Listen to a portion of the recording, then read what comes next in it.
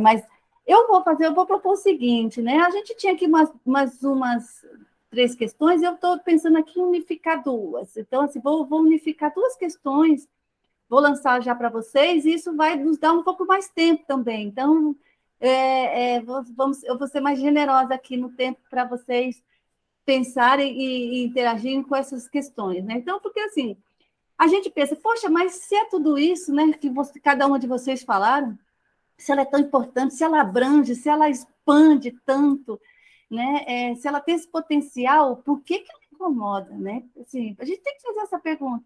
Por que ela incomoda tanto? Por que tanto conflito? Onde o bicho pega exatamente, né? E eu acho que tem, e aí acho que tem a ver com a outra questão já na sequência, que já lança essas 2 para vocês, que é a gente pensar o seguinte: quem é que ganha, quem é que perde com as pautas identitárias, né? Por que incomoda, então, né? Ou se vocês quiserem até inverter um pouco isso, né? Então, assim, quem ganha, quem perde? E por que incomoda, né, essas pautas, né? Só a gente pensar um pouquinho sobre isso, né? E aí eu agora passo, então, a primeira rodada, a começar pela Célia. Célia, pode ser? Pode ser, Daisy, pode.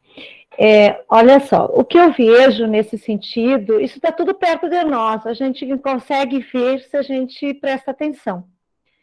Então, vamos começar olhando, né? Quem ganha? Quem ganha com isso? Os homens acham que podem ganhar alguma coisa com o machismo, mas na verdade quem ganha mesmo é o sistema capitalista. Ganha com a exploração. Ganha com a exploração da classe trabalhadora, ganha com a exploração do meio ambiente, ganha com toda a exploração que faz. E aí, vamos lá. Os homens, né, eles têm um salário maior que as mulheres na média. Por que essa divisão? As mulheres trabalham menos, fazem um trabalho menor? Mas essa é uma questão organizada na sociedade. Então, se nós queremos que a sociedade seja justa, todos precisamos olhar para isso. Como é que está estruturado, né, esses números? As mulheres fazem 70% do trabalho, recebem 30% da renda. Por quê? Porque o trabalho, existe um trabalho gratuito, especialmente o trabalho doméstico e de cuidados, ele não é remunerado. Então, ele é realizado pelas mulheres, basicamente pelas mulheres. Aí nós temos os salários, na média, no Brasil, mulheres recebem 30% a menos, enquanto uma remuneração paga pelo trabalho.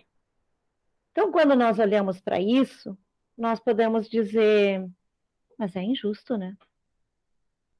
Ou simplesmente estamos querendo competir entre nós e achamos que uns são os melhores que os outros. O sistema capitalista nos descarta a todos e a todas. Todos somos descartados quando não querem mais a gente de alguma forma. Então, prestar atenção a isso. Então, quem ganha é isso. Porque essa questão dessas discussões, dessas pautas, né, elas não interessam, porque são pautas libertadoras e contra a opressão. E nós temos que tomar cuidado para olhar para isso.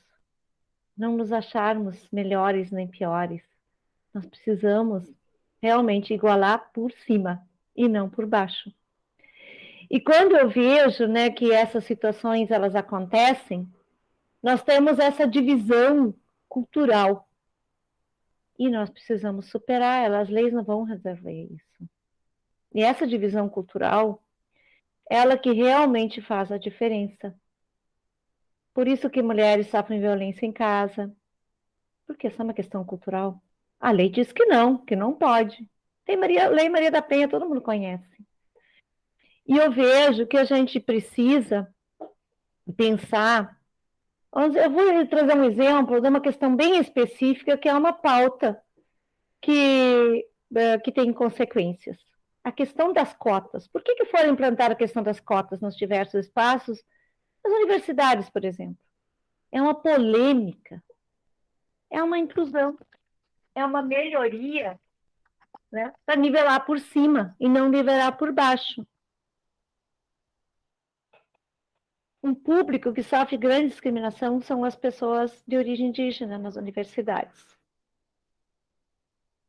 E muitas desistem, porque é difícil ficar nesse ambiente hostil. Por que hostilizar a pessoa indígena que tem sangue vermelho igual a todo mundo? Por que desumanizar? A quem interessa? Por que estão pensando que estão competindo? Então, em Porto Alegre, esta semana tem um movimento muito forte, começou pelas mulheres, agora os estudantes indígenas, que eles dizem o seguinte: nós queremos um lugar para ficar de forma digna. Porque os povos indígenas, por conta do genocídio, eles continuam mantendo forte a sua cultura, criaram uma identidade chamada parentes. Todas as tribos brasileiras se chamam de parentes. E eles têm uma prática cultural é serem pais e mães muito jovens. Por isso que ainda existem povos indígenas. Eles são muito jovens, eles têm uma maturidade muito jovem. Da infanto-juvenil, eles passam direto para a fase adulta. Eles não têm essa frescura de adolescente até 35 anos. Então, e eles não abandonam suas crianças. As mulheres indígenas, elas são proibidas de levar suas crianças no lar, onde elas podem ficar, para estudar na universidade, para fazer pesquisa. E elas estão ali. Então, elas não é para ter esse direito de ficar com suas crianças, mas elas não abandonam suas crianças. Elas vão ser forçadas a abandonar a universidade. Então, a quem interessa essa opressão? Quem quer tomar as terras dos povos indígenas? E aí nós temos também, né, no mês de março, as mulheres. É isso que eu queria trazer para a gente refletir. Porque se elas tiveram seus direitos respeitados, todos nós teremos nossos direitos respeitados. Porque hoje, as mulheres indígenas, as mulheres negras são as mais frágeis da sociedade. E o povo negro no Brasil é mais de 50%. Não é minoria. As mulheres não são minoria em lugar nenhum do mundo. Não nos classifiquem mais como minorias. Não somos. Nós somos maioria.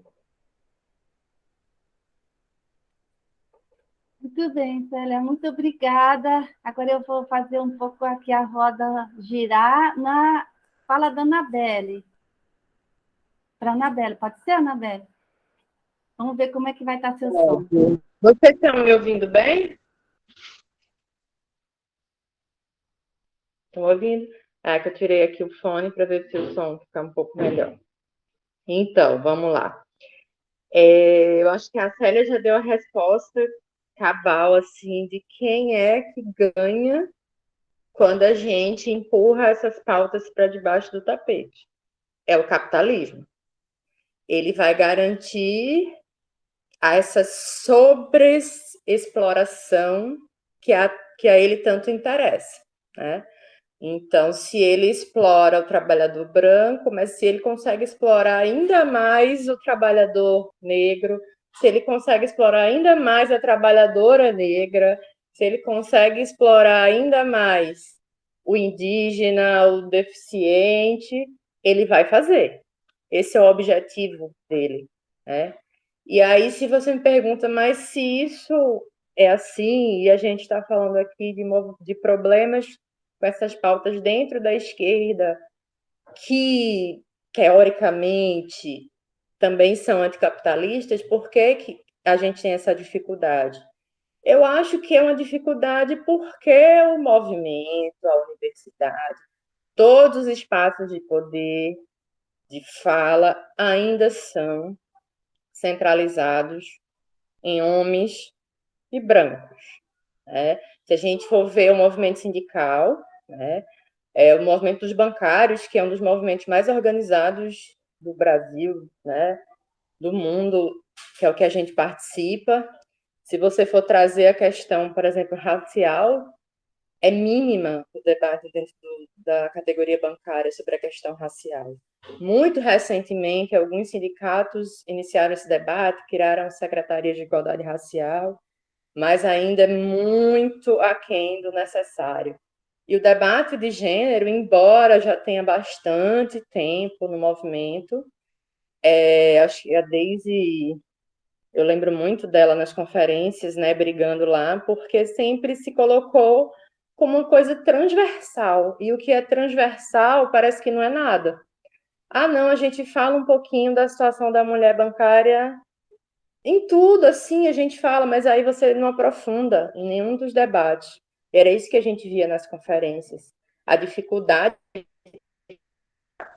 colocar as cotas de participação das mulheres, dos 50%, eu lembro, eu estava lá no CONECEF, e foi uma dificuldade quando ali era um ambiente que, teoricamente, era para isso ser e a gente viu que não foi. Então, a estrutura patriarcal da sociedade, ela está transplantada dentro das instituições também. E os nossos companheiros e companheiras que estão colocando para debaixo do tapete precisam fazer essa reflexão, porque não existe outra razão para isso. Né? A Fabiana tocou numa coisa que é crucial, eu também falei aqui quando eu dei um exemplo, a questão da maternidade. Continua sendo, né, um calvário para as mulheres. A questão da maternidade, porque é visto a licença maternidade foi ampliada, mas é visto, né, como se fosse uma coisa ruim para a sua carreira, para a empresa. Por outro lado, vem se falar de família, né, da sacrossanta família, e a gente vê que quando, na verdade, para se fazer coisas que realmente garantam que a família esteja protegida, que a mulher consiga ter acesso tanto à constituição de uma família quanto à sua carreira, ela não precise abdicar de uma ou de outra, as condições não estão colocadas. Né? Então, isso é só um exemplo. Né? Se a gente for para a questão racial, das mulheres negras, né, dos postos de liderança aos quais essas pessoas não conseguem ascender, mesmo tendo formação, mesmo tendo experiência, a gente vai passar o dia todo aqui falando, né? Então, assim, eu acho que essa reflexão precisa ser feita com muito mais profundidade, com muito mais seriedade. Você citou aí, quando você começou a falar, desde a questão das eleições, né? E aí também é um momento em que se evita muito essas pautas, porque é como se, não vamos falar de polêmicas, porque senão a gente não vai ganhar o voto dos conservadores. Mas, assim, a gente perde oportunidades de, por exemplo, como a Fabiana citou aí, o exemplo de um colega dela, e dizer, poxa, nunca tinha pensado por esse viés. Porque nós somos, de alguma forma, formadores de opinião, né? Somos pessoas que temos o privilégio de parar para pensar sobre essas questões e temos, eu acho, essa obrigação de fazer esse debate em todos os momentos. Então, é isso. Eu acho que só quem tem a ganhar somos nós, trabalhadores e trabalhadoras, e o capitalismo tem a perder. Tá, beleza. Passo agora para a Fabiana e depois, então, na sequência para a Rita Lima, a gente depois vai para a nossa última e derradeira questão, tá? Vamos lá, tá muito bom. Eu acho que a Célia e a Annabelle pegaram bem mesmo a questão, né? Eu acho que quando a gente foge dessa discussão, acho que os trabalhadores, de um modo geral, perdem, né? Porque realmente a gente está estruturado numa sociedade capitalista e numa sociedade patriarcal. E a partir do momento que nós, né, o conjunto dos trabalhadores, que deveríamos ter uma certa consciência e uma certa firmeza desse debate, ou a gente foge, ou a gente endossa esse tipo de posição, é o conjunto que acaba perdendo, né? São os retrocessos que a gente vai colhendo e o sistema estruturado como está vai se fortificando e não muda nunca. Eu nunca vou esquecer de um debate em mesa de negociação, que a gente, acho que foi em 2014, hein, gente? Não foi no século passado, não. Foi aqui agora mesmo, nesse século. A gente estava discutindo a questão de equidade de gênero, porque a gente sabe, né, que o quão é difícil, né, as mulheres galgarem posições de comando, né, e mesmo numa empresa pública como a Caixa, que teoricamente tem processo seletivo interno e tudo mais, né, você vê, pode olhar a estrutura hoje da Caixa, ela é praticamente toda formada por homens, né, os cargos de comando. E a gente estava em mesa de negociação e a gente apresentou lá a distribuição, né, dos cargos e etc. e tal, falando que a Caixa precisava ter uma política de empoderamento das mulheres, de ascensão, que não dava para tratar tudo do mesmo jeito, porque não era todo mundo igual, tal.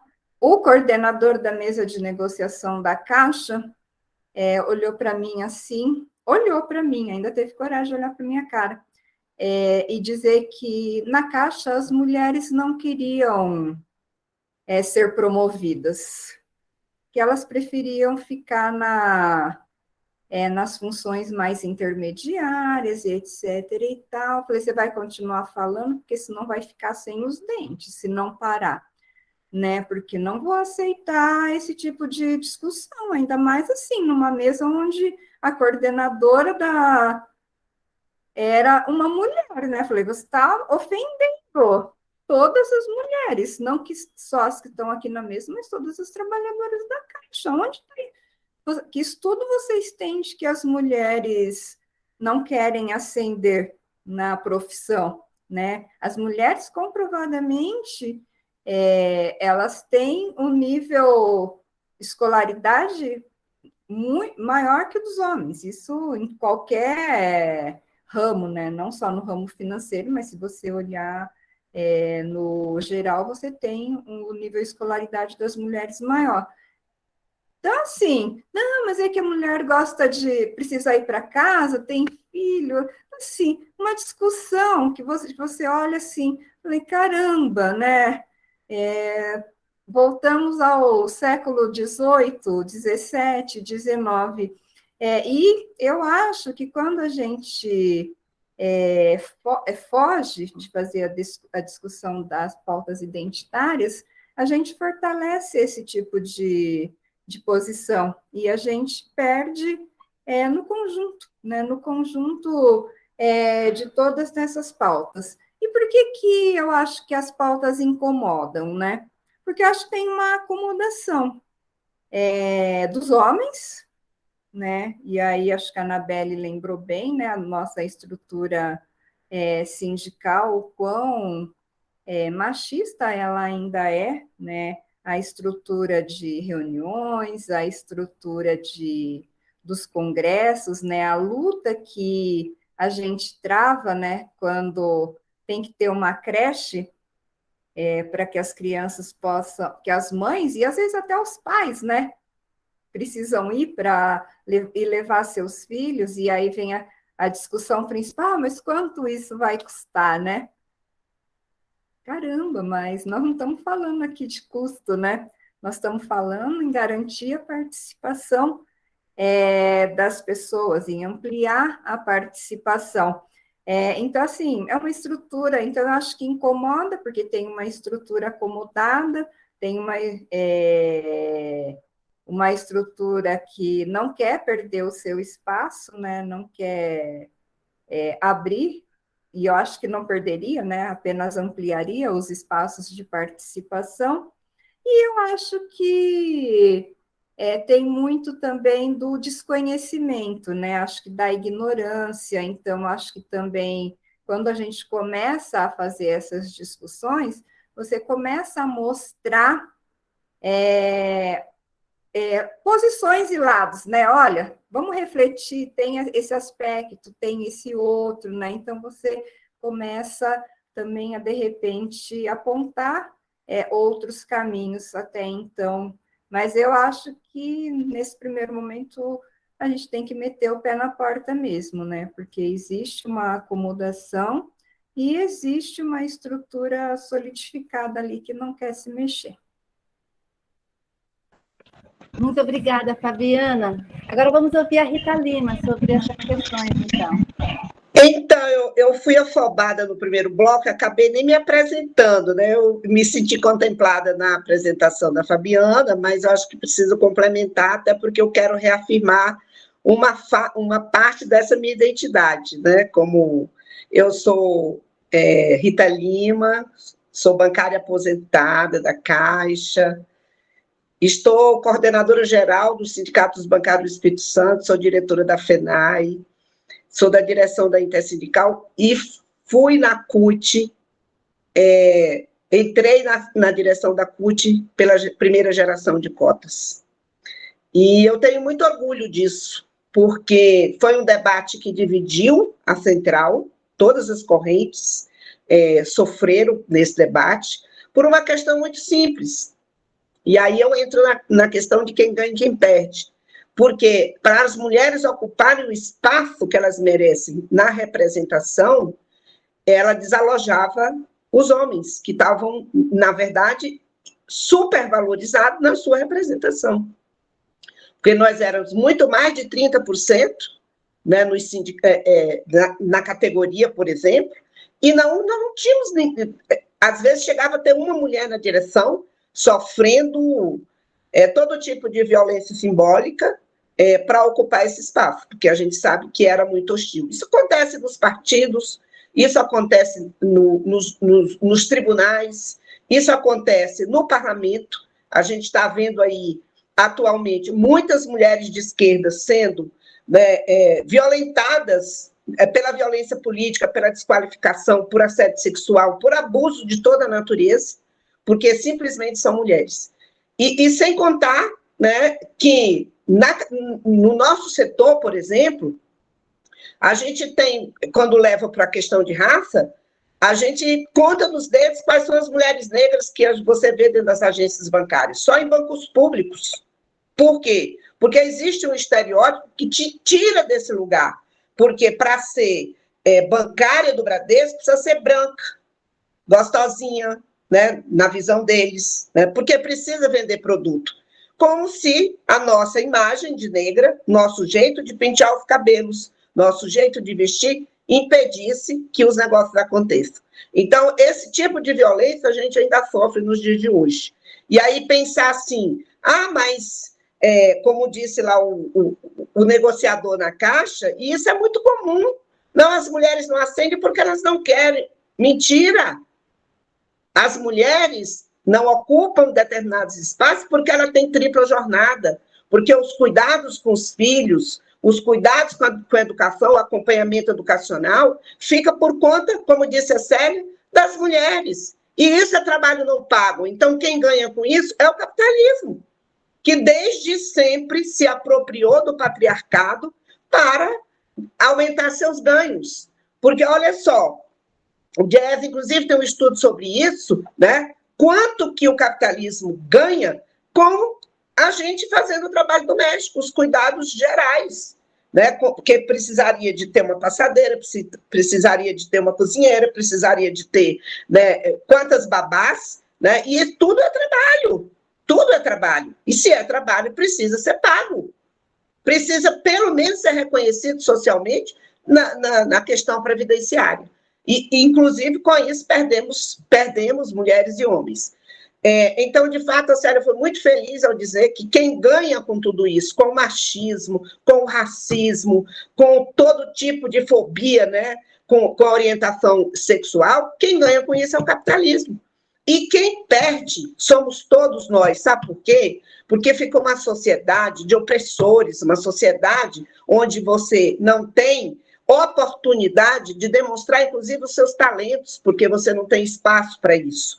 Pelo simples fato de ser mulher, pelo simples fato de ser mulher negra, pelo simples fato de você ser mulher negra, nordestina, né? E, às vezes, né, pela orientação sexual dessa mulher. E se ela é uma mulher trans, a coisa fica muito pior, Então, são múltiplas opressões que nós sofremos. Então, é preciso falar disso, sim. E quando você pergunta por que incomoda? Incomoda porque desinstala uma lógica de naturalização da inferioridade desses grupos, desses coletivos. E como disse bem a Estela, nós não somos minoria, nós somos a maioria. Nós somos a maioria nessa complexidade, né? Porque é preciso falar desses direitos que nos compõem, porque nós somos seres complexos. E se somos seres complexos numa sociedade complexa, é preciso que determinadas especificidades sejam protegidas pelo Estado, sejam garantidas pela sociedade como um todo. E quem perde com isso é a democracia. Quem perde com isso são todos nós, porque oprimir, né, e ser oprimido não é uma coisa boa para ninguém. Agora, é muito pior para quem sente a opressão. Por isso que a gente precisa falar disso. Eu não vejo contradição, na boa. Acho que por muito tempo a esquerda teve uma dificuldade de compreender que a classe trabalhadora, por exemplo, ela tem 2 sexos naquela época. Me lembra muito bem, foi um dos primeiros livros que eu li da Beth Lobo, né? A classe operária tem 2 sexos. E hoje tem muitas formas de você identificar a classe trabalhadora e dizer que nós somos mulheres que queremos nossos direitos serem reconhecidas como mulheres trabalhadoras, como mulheres trans, como mulheres lésbicas, como mulheres de todo tipo que somos. Nós estamos dizendo que é preciso que a visão marxista da revolução, que é nesse que eu acredito, precisa interseccionalizar a luta de classes com todos esses aspectos. Então, hoje a gente pensa, e o feminismo negro, viu, Deise, você trouxe isso, foi muito importante para nós compreendermos que não há contradição, não é possível você ter que esperar a Revolução Socialista para a gente combater o machismo. É preciso combater o machismo já, é preciso combater todo tipo de fobia já, né? E isso por quê? Porque isso também é luta de classes. Nós estamos dizendo que quem ganha é o capitalismo, então permanecer com esse tipo de prática na sociedade, de exclusão, de negação dos seres, é luta de classe, minha gente, porque quem é que faz isso? Não é a classe dos donos de produção, dos meios de produção? Não são os homens ricos que fazem isso? Negar todos os nossos direitos? Não é, por exemplo, um presidente que se arvora no direito, um procurador-geral da República, que no dia 8 de março vai dizer que as mulheres têm o direito de escolher o esmalte? Não, nós temos direito de escolher a forma como nós vamos viver. E nós temos direito a exigir que o Brasil mude para melhor. E mudar para melhor é romper e combater e dizer alto e bom tom. Nós queremos fora Bolsonaro. Nós queremos fora e toda a sua política negacionista dos direitos da humanidade, dos direitos do povo brasileiro. Então, eu penso que avançamos muito na esquerda ao termos a coragem, estou concluindo, ao termos a coragem de pautar isso nos nossos partidos, de brigar para que, de fato, porque foi uma verdadeira luta que nós fizemos dentro da CUT naquela época, e foi importante que, a partir daí, nós avançamos para poder ter progressivamente uma paridade, e hoje nós temos a paridade em todas as centrais sindicais. Ainda não alcançamos nos sindicatos, nós temos avançado, mas foi preciso que alguém tivesse a coragem de fazer essa luta, de fazer com que essas questões fossem discutidas, que essas questões fossem respeitadas. E é por isso que eu acho que não há contradição entre a afirmação dos direitos específicos com a luta de classes. É por aí que a gente vai mudar o mundo. Eita, coisa boa! Ainda bem que está gravado, né, gente? Que a gente pode ouvir várias vezes, que a gente pode rever, está muito bom. É muito bom mesmo ouvir, porque é gente que sente e sabe, né? Que sente na pele, que militou, né? Que tem toda essa trajetória tão valorosa para nós. Tem uma geração nova de sindicalistas, né? Que talvez nunca tenha tido essa oportunidade. Então, eu acho que a gente está cumprindo um grande papel, viu, Fabiana? Você que insistiu bastante nessa live, eu estou muito satisfeita até aqui, e estou estou até com um aperto no peito de ter que encerrar com essa última questão.